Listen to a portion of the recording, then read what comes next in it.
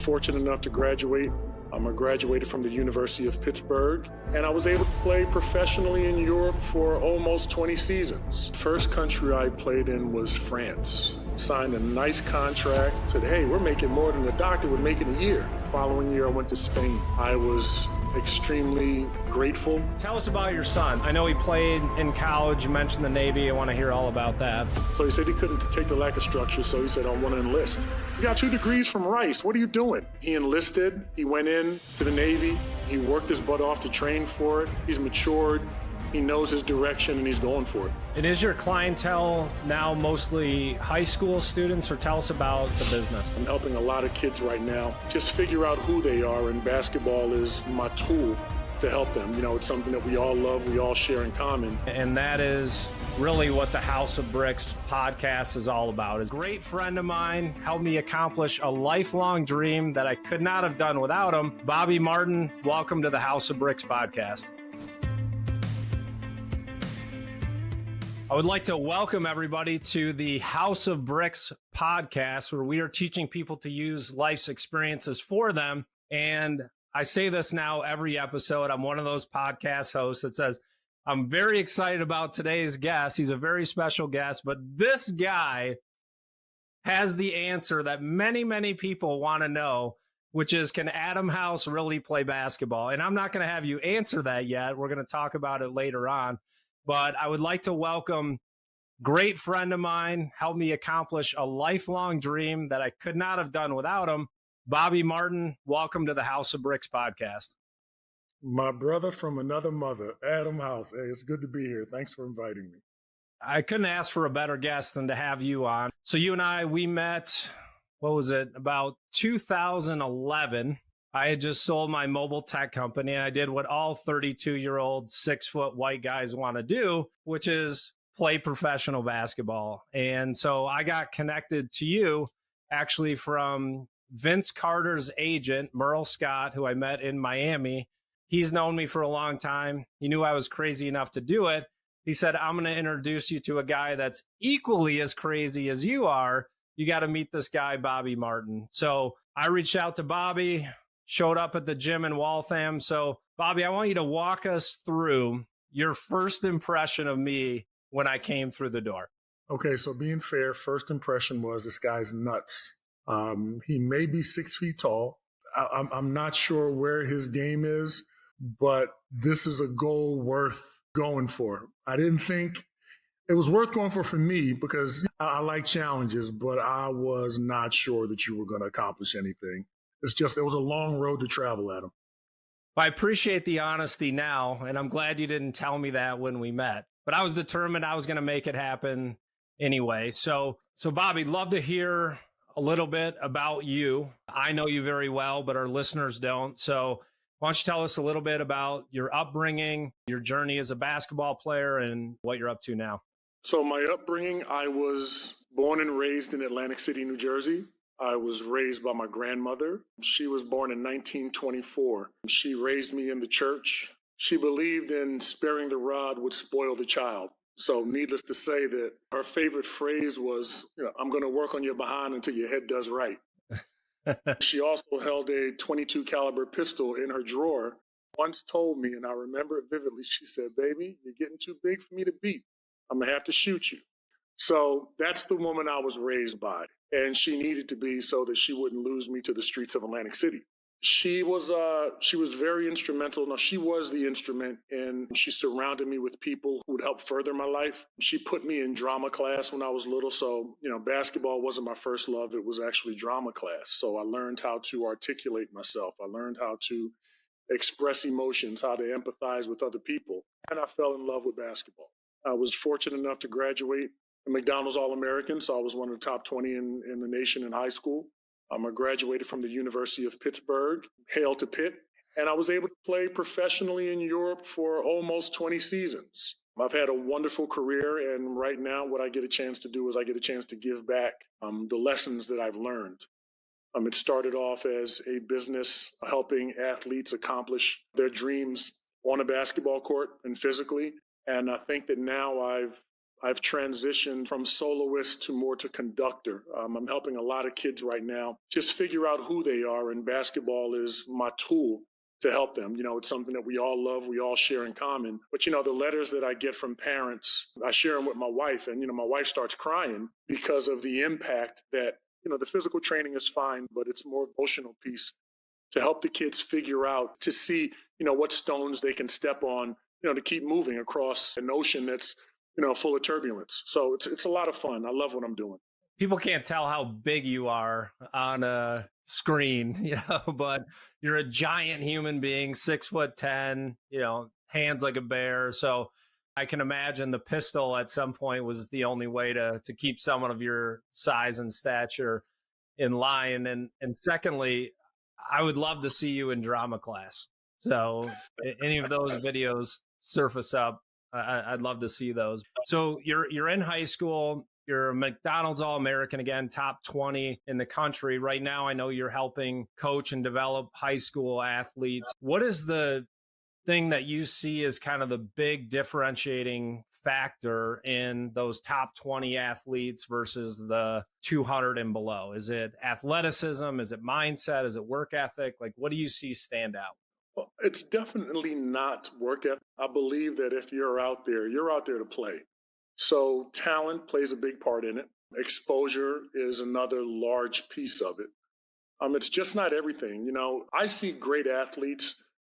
When I was growing up in Atlantic City, the best basketball players never made it to college, or their careers were cut short because I think we all know that character protects your talent. If you don't grow with your personal growth, it's really hard to continue once you get to the level where other players are as talented as you are. And we have a lot of parents that listen to our podcast. They're raising athletes. I'm raising athletes myself.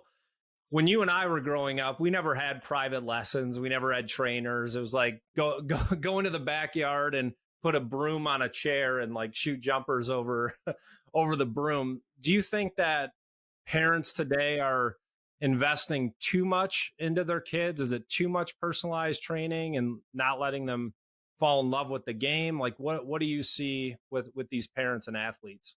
So what I see, the biggest problem I see is that the kids never learn to develop the light that's within them. What they're trying to do is they're more in tune with the lights that surround them. It's that question of safetyism. Is my kid safe? Is my kid being looked at? And honestly, I've got two daughters right now, and 13 and 10. And when I look at the world, I've got to look at it through their eyes, not mine. Okay, this was me back in the day. I would have done this or I wouldn't have done that. Honestly, I've got to close my eyes and just listen to them. And because I don't need them being safe, I need them being strong. And I don't see that type of strength from the kids today. It's more of a generation that is basically lets their control their actions. And, I think the coaches we had were like, yeah, damn your feelings. Get out here and get it done. And that's how we learned. Yeah. And there's nothing to say about that.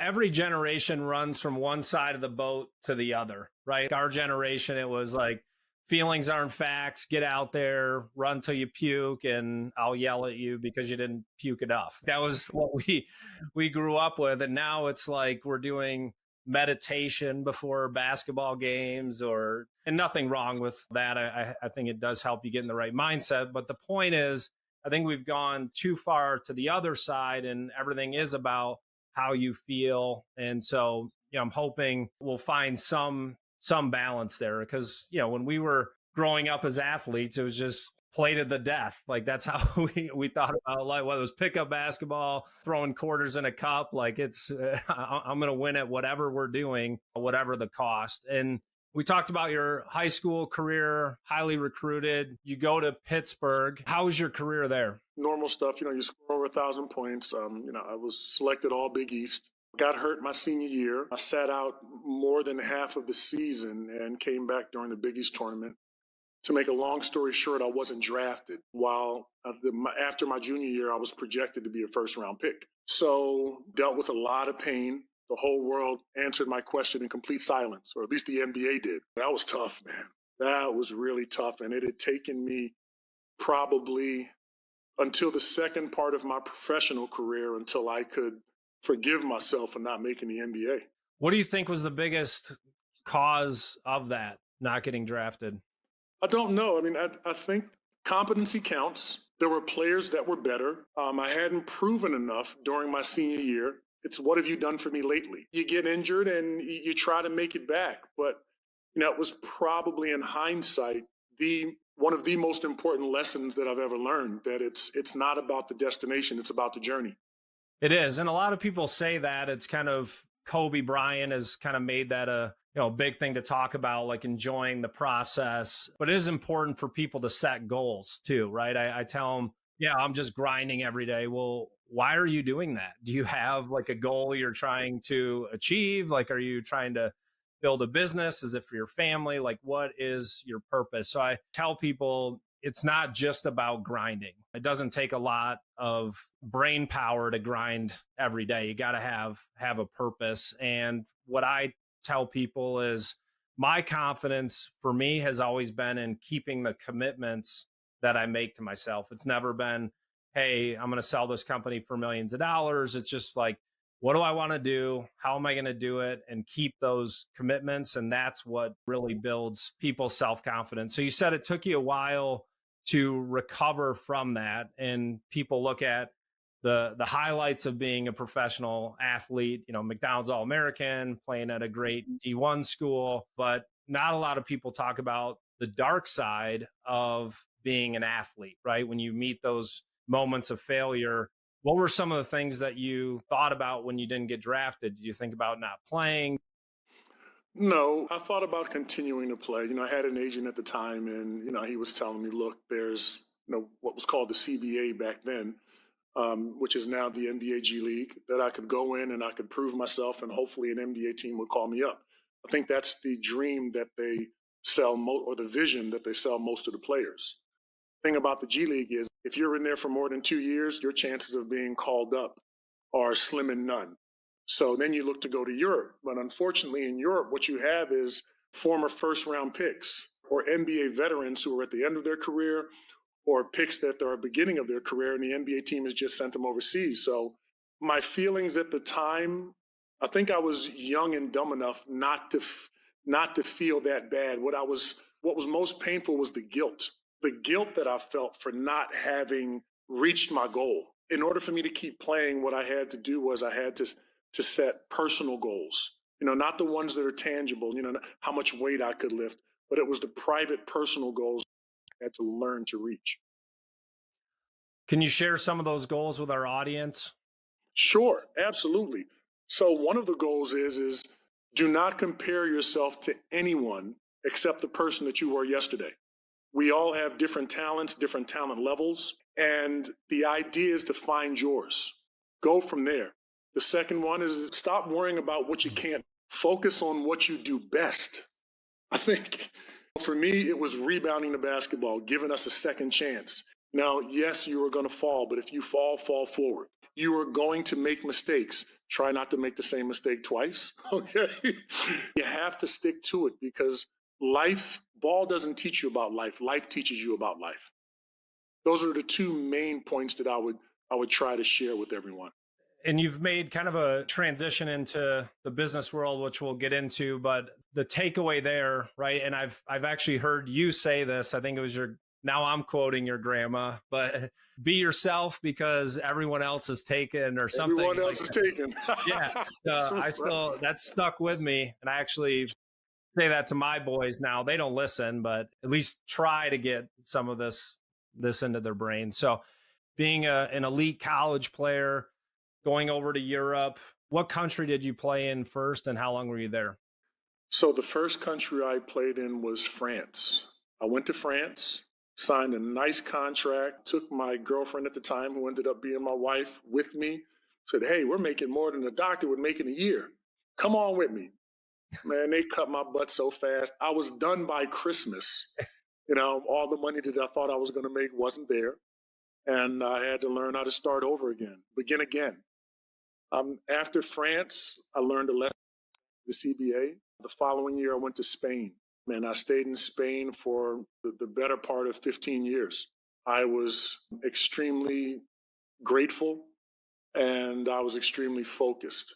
So Spain was where I spent most of my career. There was a short stint in Turkey for a minute.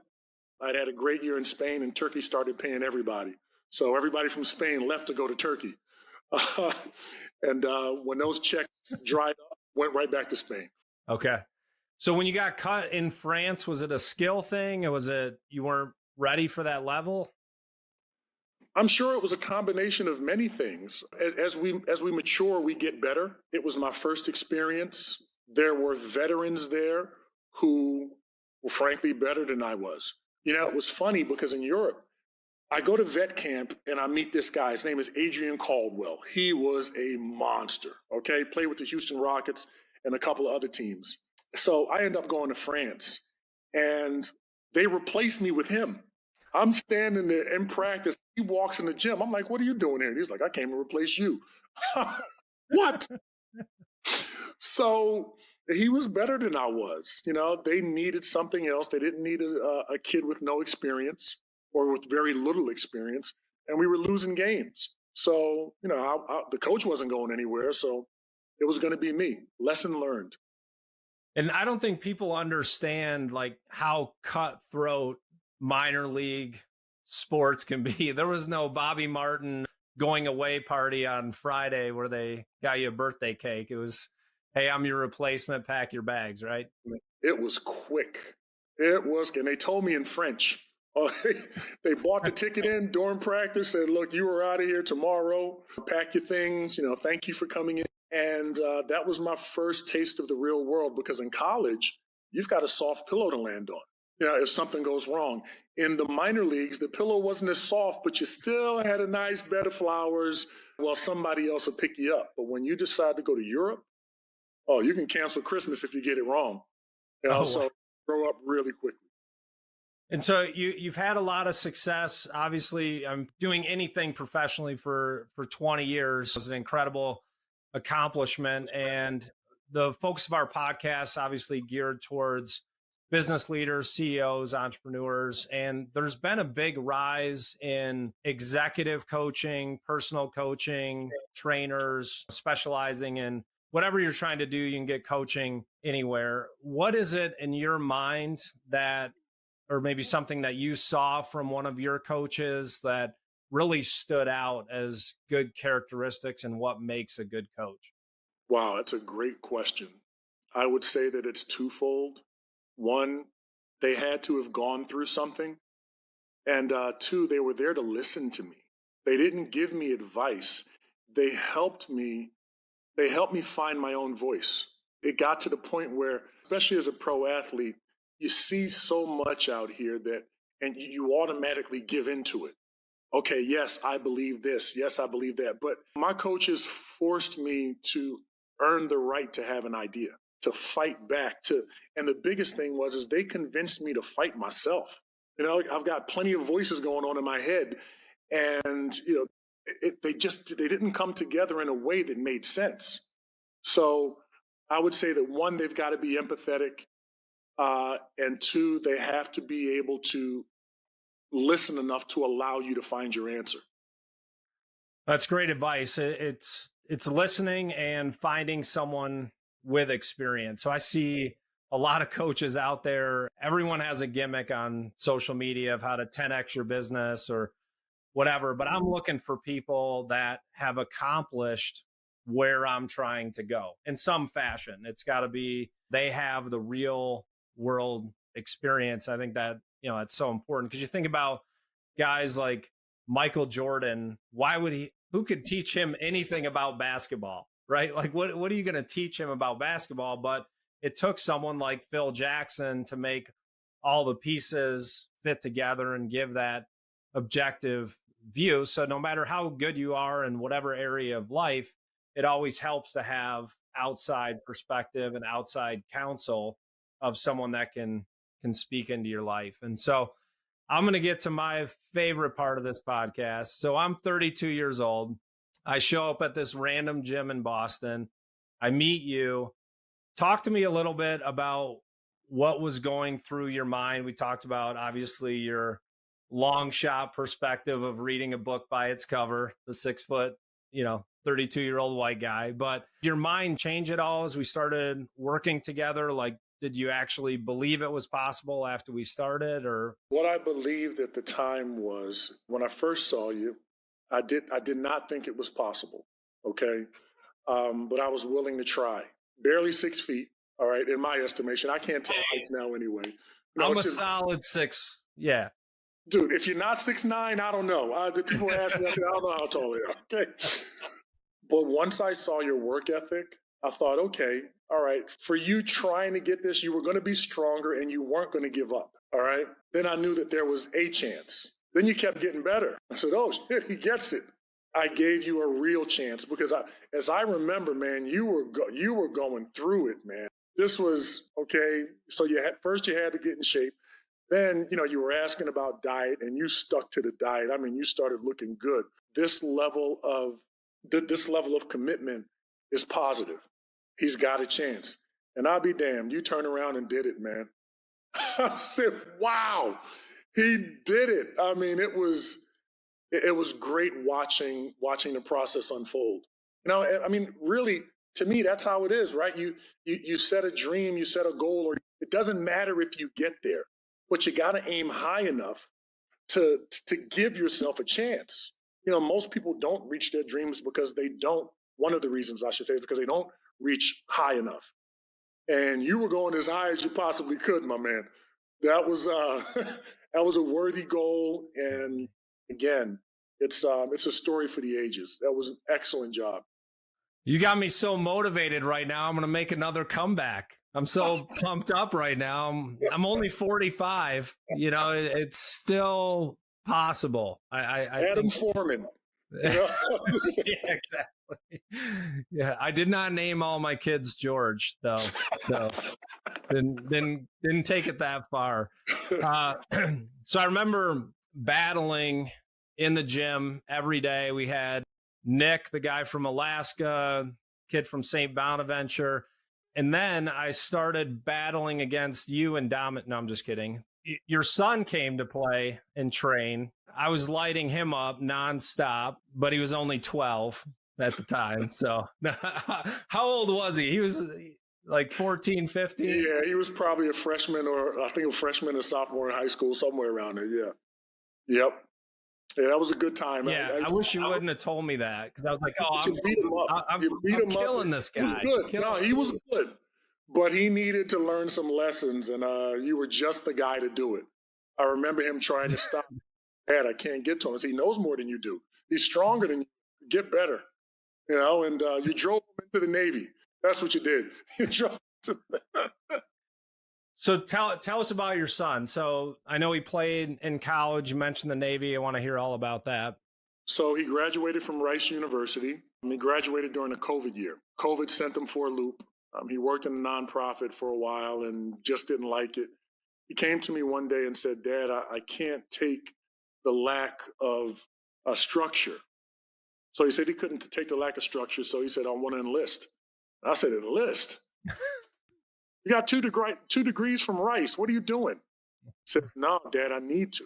So again, he enlisted. He went in to the Navy. He worked his butt off to train for it. And, now he's there. He's working on being a Navy SEAL. So I know he's nuts. He probably gets some of that from you. And honestly, as a parent, it scares me to death. I don't want anybody coming to my house with a flag to my door, but it's his life. It's his journey. And I've got to let him do it, and I let him do it willingly. Gave him a hug, tell him I love you, do what you got to do to protect yourself, to get in character. Thank you, and I'll see you when you get back. So, I keep in touch with him every 3 weeks or so. Again, it still hurts, but again, it's his journey. So, out there who's praying, please keep him in your prayers. For sure, we will. And he's a great kid. I, definitely enjoyed spending time with him. And, you have to be proud as a dad, right? Serving our country. And I know there's some fear and risk involved, but it's quite an honor to serve our country. I am proud of him. The best thing he said to me was the most meaningful thing he said to me was, Dad, they love me here. They love my discipline. all the things that you were telling me, all the things that we fought through, this is what they're telling me here. And I said, you know what, that's great. Because it was rough as he was growing up. One time I had to go up to a school and basically choke him because he wasn't handing his assignments. I took my hand, I wrapped it around his neck, and I said, boy, I will bury you. You don't come here and show your ass. This is, you got my name. All right. And he got it right. He got it right. And I am so proud of that young man. He's matured. He knows his direction and he's going for it. And so you mentioned that carrying your name, did he feel any pressure growing up because of your basketball career, and how did you help him deal with that as a parent? So he did feel the pressure. I don't think he felt it as much when he was younger, but as he got older and he was looking to get a college scholarship, he would go on his visits, and now they allow the parents to come on a visit. So I went on almost every visit with him, and it was tough for him because they started talking about my career because the coaches still know me. And he's like, Dad, they're talking about you. I said, look, man, get used to it. I'm better than you are. All right. And, we laughed about it, but, it was what it was. He found his way. There were tough things that we've got to swallow, but I'll tell you what, he was a much better all-around player than I was in college, and he did extremely well for himself. Now just kind of transitioning, you had a great career as a professional basketball player. I know you have your training company now. You're doing some coaching. One of the things I always respect about the athletes that are able to have a career after being an athlete, because it's tough. You change a profession, whatever you're doing for X amount of time, it's a different mindset. Can you talk to us a little bit about how you've made that transition into being an entrepreneur? So the transition is tough. Everything that I was reaching towards had to do with something physical. And now I'm stepping into an arena that has who I am instead of, the physical things that I could accomplish. I've been lucky enough to have mentors. I'm still learning. I'm finding out what I'm weak at. I'm building on what I'm strong at. And it is by no means over. It's just, again, transition from teaching physically do something to helping them mentally break through to the point where they get to learn how to validate themselves. That takes me having to do more research, having to grow, having to learn more, having to confront my own biases because of the way that I did it. And honestly, I watched your podcast. I saw the guy from the Navy, the Navy SEAL that you had on. One of the things that he said is in the Navy, or I'm sorry, in the services, leaders have to admit that they're wrong, right? So now I've got to admit to myself and to others when I'm wrong about something. You know what? I made a mistake here. Let's start over. Let's try this. It's tough, man. My goal is to be the guy that goes, the ex-player that goes around the colleges, not talking about the bling and everything else, but the most important things on how do you find yourself? Because one day the basketball is going to stop bouncing. I want to get in depth about who they need to become, not who they were. And is your clientele now mostly high school students, or tell us about the business? So now, yes. So I just created another LLC. It's called Rhythm and Cues. Again, the business has transformed. They are mostly high school athletes. I just got a deal done with the city, and I'm going to be starting a program with them as far as self-awareness for our younger kids. Because right now, I believe it was the WHO that said that the instances of mental illness, what's the word I'm looking for? As far depression, right? Things like depression and suicide have gone up 25%. So it's not about reaching the kids when they get older. You got to reach them when they're younger. But now we're trying to set something up where we can get the kids out of the classroom who are interested in learning more about themselves, and regardless of the sport they play, or they may not play a sport at all. This is what I want to do now. So it requires a lot of reading, a lot of sharing with them my own faults so that they can understand where I'm coming from, that I am one of them. And it's going well so far. I think we're going to start sometime this fall, and so looking forward to it.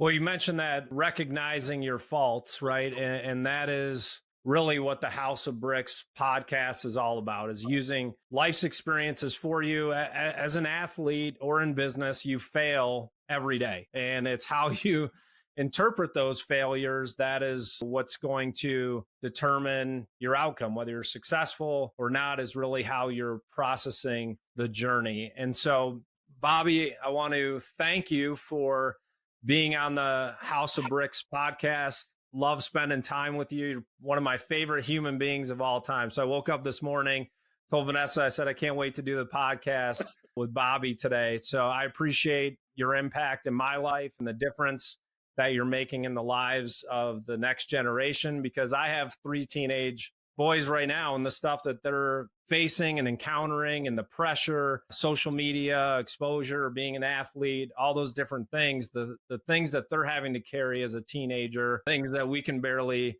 handle as are we middle-aged now? 45, middle-aged? Depends on.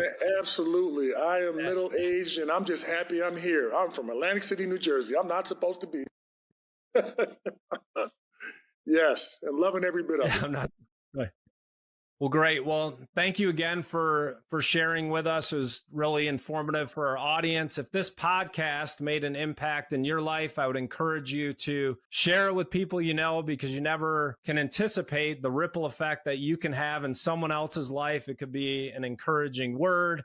It could be an inspiring story. And that's really what this podcast is about, is to inspire our listeners to really enjoy every moment of every day and press on towards their goal. So thank you, Bobby, for being a guest on the House of Bricks. Thank you for having me, brother. Love you, man. Good to see you.